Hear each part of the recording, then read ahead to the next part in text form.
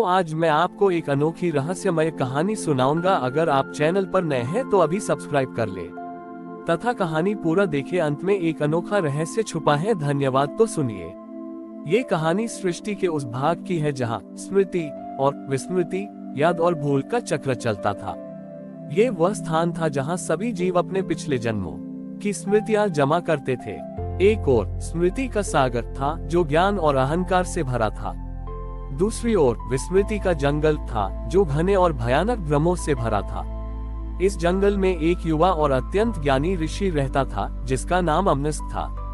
अमनस्क ने कई जन्मों तक तपस्या की थी और उन्हें लगभग हर चीज का ज्ञान था। उनकी एक मात्र चिंता ये थी कि कहीं वह विस्मृति के भ्रम में पड़कर अपना अर्जित ज्ञान न खो दे। अमनस्क को हमेशा डर लगा रहता था कि यदि उन्हें किसी भी बात की विस्मृति भूल हो गई तो उनका सारा तप और ज्ञान व्यर्थ हो जाएगा। इसलिए वह हर छोटी बड़ी बात को अत्यंत कठोरता से याद रखते थे। एक दिन भय से व्याकुल होकर अमनस्क कैलाश पहुँचे। महादेव अपने परम शांत रूप में बैठे थे। अमनस्क ने प्रश्न किया, हे कैलाशपति, मुझे हर चीज का ज्ञान है पर मुझे हमेशा विस्मृति का भय सताता है। मैं उस अंधकार से डरता हूँ जहाँ सब कुछ खो जाता है। मुझे वरदान दे कि मैं कभी कुछ न भूलूं ताकि मेरा ज्ञान अमर रहे। उद्धरण चिन्ह। महादेव ने एक क्षण के लिए ध्यान किया।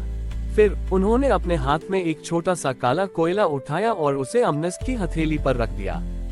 महादेव बोले, हे अमनस्क, तुम्हारा भय झूठा है। मैं तुम्हें वह ज्ञान देता हूँ जो विस्मृति से भी परे है। ये काला कोयला तुम्हारी स्मृतियों का भार है। तुम हर चीज को याद रखना चाहते हो पर तुम नहीं जानते कि अत्यधिक स्मृति ही अहंकार और वर्तमान से दूरी पैदा करती है। महादेव ने आगे समझाया, तुम्हें लगता है कि ज्ञान याद रखने में है पर सच्चा ज्ञान तो भूल जाने में है। महादेव ने अमनस्क को विस्मृति के जंगल में वापस जाने का निर्देश दिया और कहा, तुम एक ऐसा स्थान खोजो जहां तुमने अपने जीवन का सबसे बड़ा दुख भोगा था। उस स्थान पर जाकर जानबूझकर उस दुख की स्मृति को भूलने का प्रयास करो। अमनस्क असमंजस में पड़ गए पर उन्होंने आज्ञा का पालन किया। वह विस्मृति के जंगल में गए और एक ऐसी गुफा खोजी जहां पिछले जन्म में उन्हें उनके सबसे प्रिय शिष्य ने धोखा दिया था। ये स्मृति उनके लिए सबसे कष्टदायक थी। अमनस्क गुफा में बैठे और उन्होंने अपनी पूरी शक्ति लगाकर उस दुखद घटना को याद रखने की कोशिश करना छोड़ दिया। उन्होंने जानबूझकर अपने मन से कहा, मैं अब इस घटना को भूल जाना चाहता हूँ। जैसे ही उन्होंने सचमुच पूरी ईमानदारी के साथ उस कष्टदायक स्मृति को भूलने की इच्छा की, एक अद्भुत चमत्कार हुआ। वह दुख की स्मृति उनके मन से गायब नहीं हुई बल्कि वह रूपांतरित हो गई। अब उन्हें उस घटना की केवल पीड़ा याद नहीं रही बल्कि उन्हें ये याद रहा कि उस धोखे ने उन्हें क्या सिखाया कि किसी पर भी निर्भर नहीं रहना चाहिए। अमनस्क के मन से दुख का विष निकल गया और केवल ज्ञान का सार बच गया। महादेव पुनः प्रकट हुए और बोले, देखा अमनस्क, विस्मृति का भय ही तुम्हें बांधे रखता था। जब तुम जानबूझकर किसी दुख या गलती को भूलने की इच्छा करते हो तो तुम वास्तव में उसे नष्ट नहीं करते। तुम केवल उससे जुड़े हुए विष, पीड़ा, अहंकार को हटाते हो। सच्चा ज्ञान वह नहीं है जिसे तुम जबरदस्ती याद रखते हो बल्कि वह है जिसे तुम पीड़ा को भूलने के बाद भी नहीं भूल पाते। जो ज्ञान विस्मृति के बाद भी तुम्हारे भीतर रह जाए वही तुम्हारा वास्तविक और अमर ज्ञान है। महादेव ने निष्कर्ष दिया, जो व्यक्ति जानबूझकर अपनी पीड़ा, गलतियों और अपमान को भूलना जानता है वह कभी भी विस्मृति के भ्रम से नहीं डरता, क्योंकि सच्चा स्वत सेल्फ कभी नहीं भूलता, वह केवल दुख को विसर्जित करता है। उस दिन से अमनस्क ने हर चीज को याद रखने की चिंता छोड़ दी।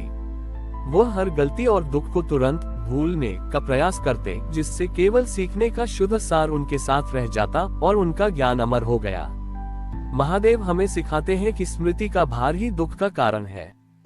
हमें जानबूझकर अपने दुखों, अपमानों और पिछली पीड़ाओं को भूलने का प्रयास करना चाहिए।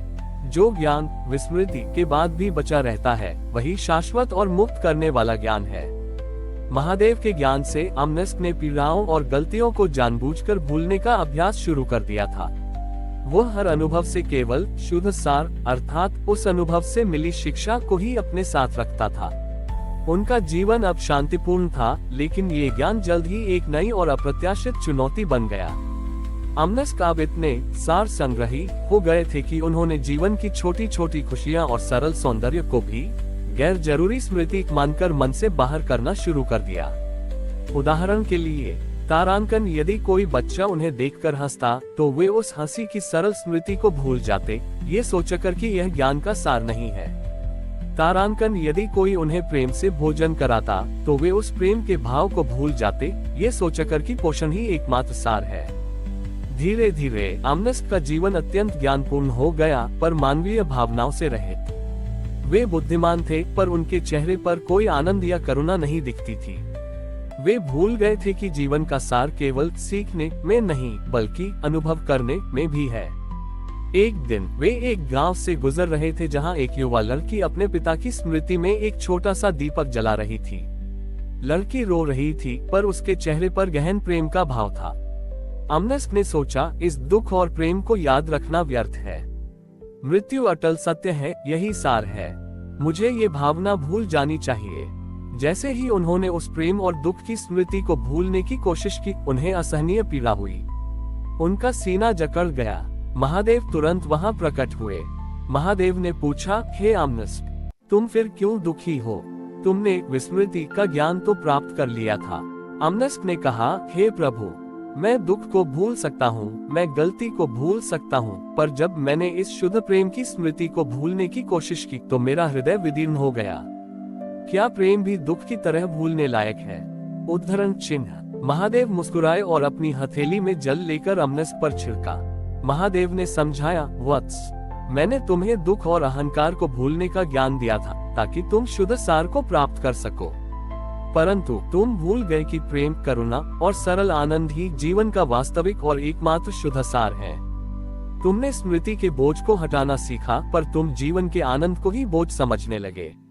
तुम्हारा पहला भय था अति स्मृति, सब कुछ याद रखना, और तुम्हारा अब का भय है अति विस्मृति, सब कुछ भूल जाना। महादेव ने निष्कर्ष दिया, सच्चा विस्मरण केवल उस चीज का होता है जो अस्थायी है, जैसे कि पीड़ा, अहंकार और भ्रम। लेकिन प्रेम, करुणा और आनंद स्थायी है। इन्हें याद रखने या भूलने की आवश्यकता नहीं होती, ये स्वयं ही शुद्ध सार है जो कभी खोते नहीं।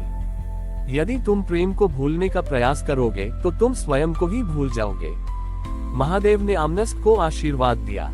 अमनस्क ने सीखा कि विस्मृति की शक्ति का उपयोग केवल नकारात्मक भार को हटाने के लिए करना चाहिए, न कि सकारात्मक सार को। उस दिन से अमनस्क ने अपनी स्मृति से दुख के विष को बहाना जारी रखा, लेकिन वह हर छोटे से छोटे प्रेम और आनंद के क्षण को पूर्ण हृदय से अनुभव करने लगे। उन्होंने जाना कि प्रेम की स्मृति को कभी भुलाया नहीं जा सकता, क्योंकि वह स्वयं ही ईश्वर का अंश है। विस्मरण के भ्रम से मुक्ति का अर्थ अति स्मृति या अति विस्मृति नहीं, बल्कि भेदभाव है। हमें जानबूझकर पीड़ा और अहंकार को भूलना चाहिए, ताकि हम प्रेम और आनंद के शाश्वत और अविस्मरणीय सार को हमेशा महसूस कर सकें। हमारी और भी आध्यात्मिक एवं अनोखी कहानियाँ देखने के लिए हमारे चैनल पर जाएं तथा धार्मिक एवं पौराणिक अनोखी कहानियाँ हमारे चैनल पर है।